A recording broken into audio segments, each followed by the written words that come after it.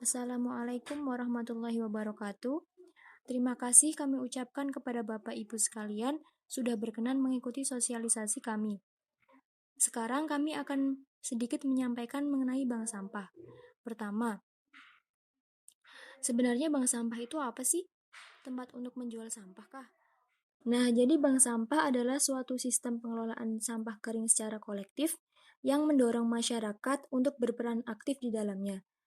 Bank sampah akan menampung, memilah, dan menyalurkan sampah yang bernilai ekonomi, sehingga masyarakat mendapat keuntungan ekonomi dari menabung sampah. Bank sampah didirikan oleh masyarakat, dikelola oleh masyarakat, dan dapat memberikan manfaat dalam hal ekonomi untuk masyarakat. Sampah yang distor ke bank sampah harus dalam keadaan sudah terpilah.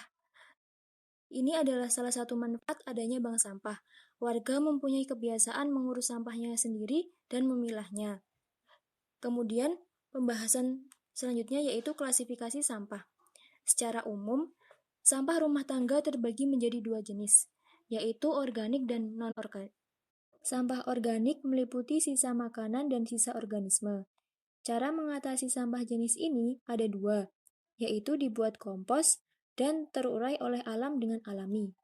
Jika sampah dibiarkan terurai oleh alam, memang membutuhkan waktu yang lama, sehingga disarankan untuk dibuat kompos saja. Untuk pembuatan kompos rumah tangga, dapat digunakan komposter. Untuk link video cara membuat komposter, akan saya bagi di grup WA sosialisasi. Kemudian sampah jenis non-organik, meliputi sampah plastik, kaleng, kertas, dan kaca. Sampah jenis inilah yang dapat diterima di bank sampah. Sampah plastik dapat dilelehkan menjadi biji plastik sebagai bahan dasar produk baru.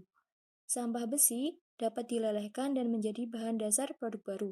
Sampah kertas dapat dihancurkan dan dibuat bubur kertas. Bubur kertas inilah yang akan menjadi bahan dasar produk baru. Kemudian yang terakhir, sampah kaca dapat dihancurkan dan dilebur sebagai bahan baku produk baru. Tetapi, ada sampah non-organik yang tidak dapat didaur ulang.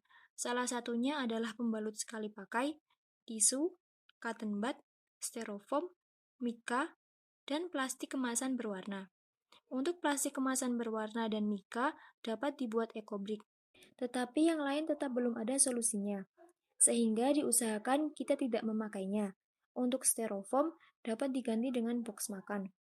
Sampah yang sudah terkumpul di bank sampah akan dijual ke pengepul, sehingga sistem bank sampah dapat menguntungkan semua pihak. Warga menerima manfaat ekonomis dari hasil penjualan sampah, dan pengepul mendapat manfaat efisiensi, karena sampah sudah terkumpul dan sudah terpilah. Selain itu, lingkungan menjadi bersih dan keuntungan dari bank sampah dapat digunakan untuk kemajuan lingkungan setempat. Kemudian masuk pembahasan tahap pendirian bank sampah. Yang pertama yaitu sosialisasi awal. Sosialisasi ini dilakukan di tingkat kelurahan atau kecamatan dan dihadiri oleh para pengambil keputusan, bisa ketua RT, ketua RW, atau kepala desa sampai kepala kecamatan. Sosialisasi ini dilakukan oleh ormas tempat yang paham mengenai bank sampah. Tidak hanya sampai sosialisasi saja, tetapi juga sampai tahap-tahap selanjutnya. Yang disampaikan dalam sosialisasi adalah bank sampah sebagai program nasional, penjelasan umum tentang bank sampah, penjelasan alur pengolahan sampah pada sistem bank sampah, dan pembagian hasil pengelolaan sampah. Jika di lingkungan setempat tidak ada ormas yang paham mengenai bank sampah, maka perwakilan warga bisa melakukan kunjungan ke salah satu bank sampah sukses untuk lebih mengetahui tentang bank sampah. Yang kedua yaitu pelatihan teknis. Setelah warga sepakat untuk mendirikan bank sampah, maka perlu tindak lanjut. Pada pelatihan ini diharapkan ada 50% warga RT atau RW yang dapat menghadirinya. Pada pelatihan ini akan dibahas penjelasan sistem bank sampah, meliputi standarisasi sistem seperti sistem pencatatan, kerjasama dengan pengepul, pengurus bank sampah, jadwal pengumpulan sampah yang telah disepakati, dan lain-lain. Mekanisme kerja bank sampah, yaitu meliputi pemilihan sampah, penyetoran, penimbangan, pencatatan, dan pengangkutan. Mengenai mekanisme sistem ini, nanti akan dijelaskan lebih lanjut. Dan yang terakhir, membahas keuntungan sistem bank sampah. Kemudian dilakukan pula musyawarah persetujuan. Ini dilakukan untuk mendapat persetujuan warga atas pendirian bank sampah dan penentuan nama bank sampah. Kemudian pembentukan pengurus bank sampah, meliputi manajer bank sampah, bendahara, divisi administrasi, divisi penimbangan, divisi pencatatan, dan divisi pengepakan.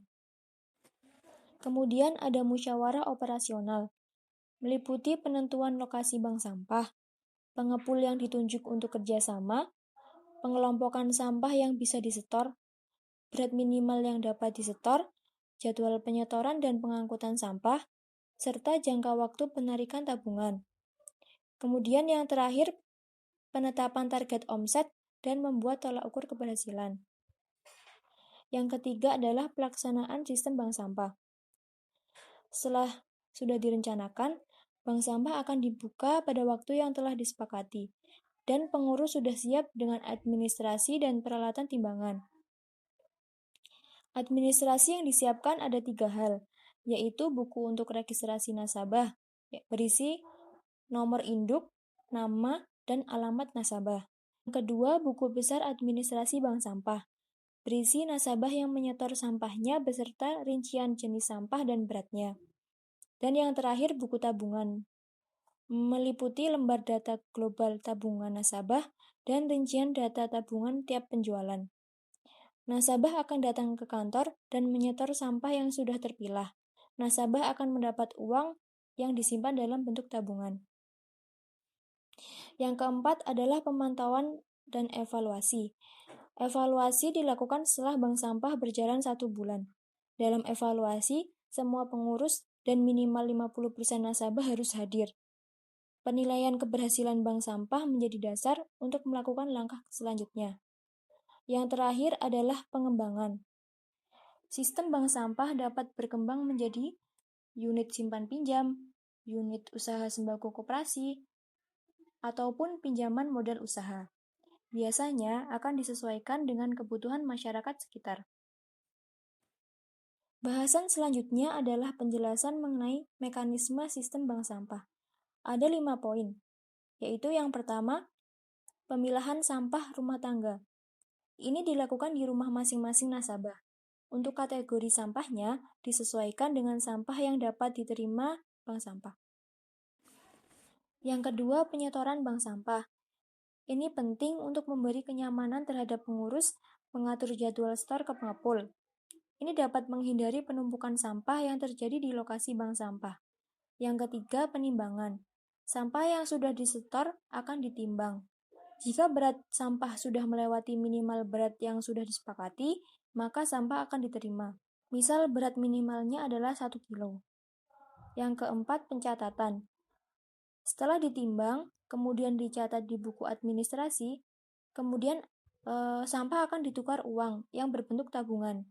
Biasanya uang tabungan dapat diambil 3 bulan sekali atau kesepakatan dari bank sampah itu sendiri. Yang kelima, pengangkutan. Sampah yang sudah terkumpul di bank sampah akan disetorkan ke pengepul. Kemudian, setelah sampah ditimbang dan dicatat di pengepul, sampah langsung bisa diangkut ke tempat pengolahan sampah berikutnya.